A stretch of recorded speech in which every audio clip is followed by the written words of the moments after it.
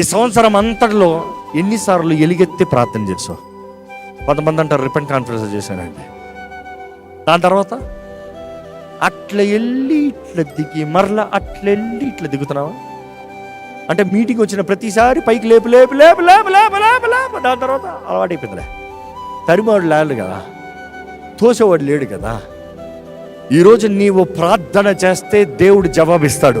ఇక్కడ నాకు దేవుడి సహాయం కావాలి అనే వారు ఎవరైనా ఉన్నారా? మరి ఎలుగెత్తి ప్రార్థన చేశారా? సహాయం ఇంతమంది కోరుతున్నామో మొరపెట్టలేదే. ఎందుకంటే కీర్తన 50వ అధ్యాయంలో చూసినప్పుడు 15వ వచనంలో, ప్రభువా ఆపత్కాల సమయంలో నాకు మొరపెట్టు, నేను నిన్ను విడిపిస్తాను, నీవు నన్ను మహిమపరచదవు. ఆపత్కాల సమయంలో నాకు మొరపెట్టు, call upon me in the day of trouble. Did you call upon the Lord? మొరపెట్టావా?